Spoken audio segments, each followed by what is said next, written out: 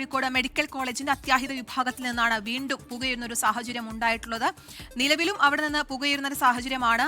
ഇതുവരെ പുക അണയ്ക്കാൻ സാധിച്ചിട്ടില്ല എന്നാണ് ഷഹദ് റഹ്മാൻ റിപ്പോർട്ട് ചെയ്തത്. ഇപ്പോൾ ഫയർഫോഴ്സ് ഉദ്യോഗസ്ഥരും മറ്റു ഉദ്യോഗസ്ഥരും 6ാം നിലയിലേക്ക് എത്തിയിട്ടുണ്ട്. പുകയണയ്ക്കാനുള്ള ശ്രമം നടത്തുകയാണ്. 2:45 കൂടിയാണ് ഇവിടെ നിന്ന് പുകയുന്ന ഒരു സാഹചര്യം ഉണ്ടായത്. പിന്നാലെ ഈ 4-5 ബ്ലോക്കുകളിൽ 4-5 നിലകളിൽ നിന്നുള്ള രോഗികളെ അവിടെ നിന്ന് മാറ്റി 6ാം നിലയിലാണ് പുക ഉയർന്നത്. ഓപ്പറേഷൻ തിയേറ്റർ ആണ്. അവിടെ ആളുകൾ ഉണ്ടായിരുന്നില്ല. തൊട്ട് താഴെയുള്ള നിലകളിലാണ് ആളുകൾ ഉണ്ടായിരുന്നത്. എന്തായാലും ആ ബ്ലോക്കിൽ നിന്ന് ആളുകളെ പൂർണ്ണമായും പുറത്തിറക്കാൻ സാധിച്ചുവെന്നാണ് കരുതുന്നത്. ഷഹദ് റഹ്മാനുണ്ട് വിശദാംശങ്ങളുമായി. ഷഹദ്, ഈ അടിക്കടി ഉണ്ടാവുന്ന ഈ തീപിടുത്തം മെഡിക്കൽ കോളേജിനെ സംബന്ധിച്ചായാലും ആരോഗ്യ വിഭാഗത്തിനെ സംബന്ധിച്ചായാലും വലിയ വെല്ലുവിളി ഉയർത്തുന്നുണ്ട്, പ്രതിസന്ധി ഉയർത്തുന്നുണ്ട്. ഇപ്പോൾ ഇതിനു പിന്നാലെ ഇവർക്കെതിരെ വലിയ ആരോപണങ്ങളും ഉയരുന്നുണ്ട്. കൃത്യമായ പരിശോധനയില്ലായ്മ, അല്ലെങ്കിൽ ഈ അവിടെയുള്ള എക്യുപ്മെന്റ്സിന്റെ കാലാവധി സംബന്ധിച്ചുള്ള അപാകതകൾ, അല്ലെങ്കിൽ അതിനു പിന്നാലെ ഉയരുന്ന ആരോപണങ്ങൾ. ഇതിനൊക്കെ ഇനി എങ്ങനെ നേരിടാനായിരിക്കും ഇവർ ഉദ്ദേശിക്കുന്നുണ്ടാവുക ഷഹദ്? കീർത്തന, ഇപ്പോൾ ഈ വിഷയത്തിൽ അതായത് മെഡിക്കൽ കോളേജിന്റെ ഭാഗത്തു നിന്നും ഗുരുതരമായിട്ടുള്ള ഒരു വീഴ്ച ചൂണ്ടിക്കാണിക്കുകയാണ് കോൺഗ്രസ് നേതാക്കൾ. കാരണം ഹോസ്പിറ്റൽ പൂർണ്ണ സജ്ജമായതിനു ശേഷം മാത്രമേ രോഗികളെ പ്രവേശിപ്പിക്കുകയുള്ളൂ എന്ന് പറഞ്ഞ ആശുപത്രി അധികൃതർ നിലവിൽ ഇന്ന് ഇവിടെ ഈ സംഭവം നടക്കുന്ന ഘട്ടത്തിൽ 3-4 നിലകളിൽ രോഗികൾ ഉണ്ടായിരുന്നു എന്നുള്ളതാണ്. പിന്നീട് അവരവരുടെ ജീവൻ കയ്യിൽ വെച്ച് അവരുടെ കയ്യിൽ കിട്ടാവുന്ന സാധനങ്ങളുമായി ഓടി രക്ഷപ്പെടുകയായിരുന്നു എന്നുള്ളത് ഇന്ന് ആശുപത്രിയിൽ ചികിത്സക്കെത്തിയ രോഗികൾ തന്നെ ഇപ്പോൾ നമ്മോട് സാക്ഷ്യപ്പെടുത്തിയിരിക്കുന്നു. സമാനമായ രീതിയിലാണ് ഇപ്പോൾ ഈ കോൺഗ്രസ് പ്രവർത്തകരും ആരോപണം ഉന്നയിക്കുന്നത്. അതായത് കോൺഗ്രസ് പ്രധാനമായിട്ടും ആരോപിക്കുന്നത് ഇന്ന് ഇത്തരത്തിൽ ഇവിടെ ഒരു സംഭവം നടക്കുന്ന ഘട്ടത്തിൽ ഏകദേശം 31ഓളം രോഗികൾ ഈ ആശുപത്രിയിൽ ഉണ്ടായിരുന്നു എന്നുള്ളതാണ്.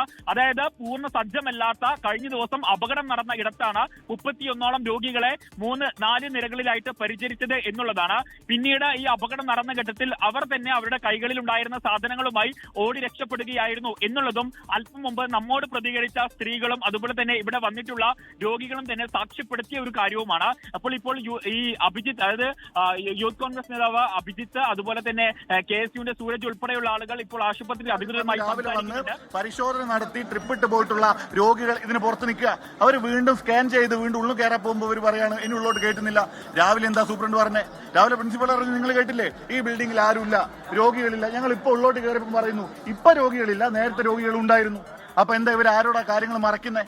ഇവിടെ ഒരു തീപിടുത്തം ഉണ്ടായാൽ, അതിന്റെ ഒരു ബുദ്ധിമുട്ടുകൾ ഉണ്ടായാൽ അത് പരിശോധിച്ച് അത് ക്ലിയർ ചെയ്തതിന് ശേഷം വേണ്ടി ബാക്കി ആളുകളെ കയറ്റാൻ. അതല്ലല്ലോ ഇവിടെ നടക്കുന്നത്. അപ്പൊ ഇവിടെ ആർക്കും ഒരു ഉത്തരവാദിത്വമില്ല. ജനങ്ങളുടെ ജീവൻ വെച്ച് ആ ജീവൻ എന്തോ ആയിക്കോട്ടെ, ഞങ്ങൾക്ക് അതിലൊന്നും കുഴപ്പമില്ല എന്ന് പറയുന്ന സമീപനം ഇവരെ സ്വീകരിക്കുക. ഞങ്ങൾക്ക് അതിനോടാണ് ഞങ്ങളുടെ പ്രതിഷേധം. ആ തിരുത്താൻ ഇവർ തയ്യാറാകണം. ഈ ബിൽഡിംഗ് ഫിറ്റ് ആവാതെ ഇവിടെ ജനങ്ങളെ പ്രവേശിപ്പിക്കാൻ, അവരുടെ ജീവിതം വീണ്ടും ദുരിതത്തിലേക്ക് കൊണ്ടുപോകാനും പാടില്ല എന്നതാണ് ഞങ്ങളുടെ ആവശ്യം. ഇന്നിപ്പോ പ്രിൻസിപ്പാളെ കാണും, പ്രിൻസിപ്പാളോട് സംസാരിക്കും. രാവിലെ ഇവിടെ ഉണ്ട്.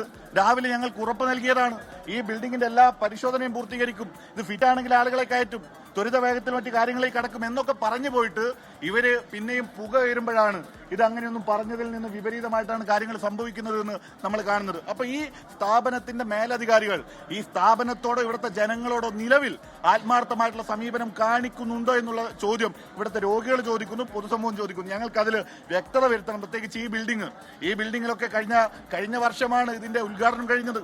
അത് തന്നെ ഇപ്പൊ നമ്മൾ നോക്കുമ്പോൾ വീണ്ടും തീപിടുത്തം എന്നൊക്കെ പറഞ്ഞാൽ പണിയിലടക്കം എന്തെല്ലാം അട്ടിമറി നടന്നു എന്നുള്ള ചോദ്യം നമ്മുടെ മുമ്പാകെ വരികയാണ്. കഴിഞ്ഞ ദിവസം അണ്ടർഗ്രൗണ്ടിലാണ് പുകയുയർന്നത് എങ്കിൽ ഇന്ന് 6ാം നിലയിൽ നിന്ന് പുക ഉയരുന്നുണ്ടെങ്കിൽ ഇവിടുത്തെ മെറ്റീരിയലുമായി ബന്ധപ്പെട്ട, ബിൽഡിംഗ് നിർമ്മാണവുമായി ബന്ധപ്പെട്ട എന്തെല്ലാം ആശങ്കകൾ ഇനി ഇതിന്റെ പിന്നാമ്പുറത്തുണ്ട് എന്ന് നമ്മൾക്ക് പിന്നെ ചർച്ച ചെയ്യാം. എന്തായാലും നിലവിൽ ഇവിടെ വരുന്ന രോഗികളുടെ ജീവൻ വെച്ച് കളിക്കാൻ ഞങ്ങൾ അനുവദിക്കില്ല. അതിനടിയന്തരമായി നിലവിൽ ഉയർന്നു വരുന്ന ആശങ്കയ്ക്ക് മറുപടി പറയാൻ ഇവിടുത്തെ പ്രിൻസിപ്പൽ തയ്യാറാകണം. ചോദ്യങ്ങളിൽ നിന്ന് ഒളിച്ചോടേണ്ട ആളല്ല പ്രിൻസിപ്പൽ. നേരത്തെ പ്രിൻസിപ്പൽ വന്ന് നിങ്ങളോട് പറഞ്ഞത് എന്താ? ഇവിടെ രോഗികളൊന്നും ഉണ്ടായിരുന്നില്ല, ബിൽഡിംഗ് കാലിയാണെന്ന്. പക്ഷെ ഇപ്പൊ അവർ പറയാണ് രോഗികൾ ഇപ്പൊ അല്ല, നേരത്തെ ഉണ്ടായിരുന്നു എന്ന്. പുറത്ത് വന്നിട്ട് രോഗികളായി രാവിലെ ഇവിടെ വന്ന് ട്രിപ്പിട്ട് പോയിട്ടുള്ള രോഗികൾ പറയുന്നു, ഞങ്ങൾ ഇവിടെ രാവിലെ പരിശോധനയ്ക്ക് എത്തിയിട്ടുണ്ട്, 3ാം വാർഡിൽ പോയിട്ടുണ്ട്, ഞങ്ങൾക്ക് ട്രിപ്പിട്ടിട്ടുണ്ട്, ഇപ്പൊ സ്കാൻ ചെയ്യാൻ പുറത്ത് പോയി തിരിച്ചു വരുമ്പോൾ ഉള്ളോട്ട് കയറ്റുന്നില്ല. അപ്പൊ ഇതൊക്കെ വ്യക്തമാക്കുന്നത് കൃത്യമായി ഇത് ചോദിക്കാനും പറയാനും മെഡിക്കൽ കോളേജിൽ ആരുമില്ല എന്നുള്ള അവസ്ഥയിലേക്ക് പോകുന്നു. കഴിഞ്ഞ ദിവസത്തെ തീപിടുത്തത്തിന് ശേഷം പല ജീവനുകൾ നഷ്ടമായി, അതിന്റെ മറ്റു പിന്നാമ്പുറ കാര്യങ്ങളൊക്കെ വരും. അങ്ങനെയുള്ള വലിയൊരു ചർച്ചയായിരിക്കുന്ന കോഴിക്കോട് മെഡിക്കൽ കോളേജ് ഇപ്പോഴും നിരുത്തരവാദിത്തപരമായി ഇവർ കൈകാര്യം ചെയ്യുന്നു എന്നതാണ് കളക്ടർ മറുപടി പറയണ്ടേ. ഇതിന്റെ സ്ഥാപനത്തിന്റെ മേലധികാരിക്കൊപ്പം തന്നെ ഈ കോഴിക്കോടിന്റെ കളക്ടർ ഉൾപ്പെടെയുള്ള ആളുകൾ ഇതിന് മറുപടി പറയണം. ജനങ്ങളുടെ ആശങ്ക പരിഹരിക്കാൻ തയ്യാറാകണം.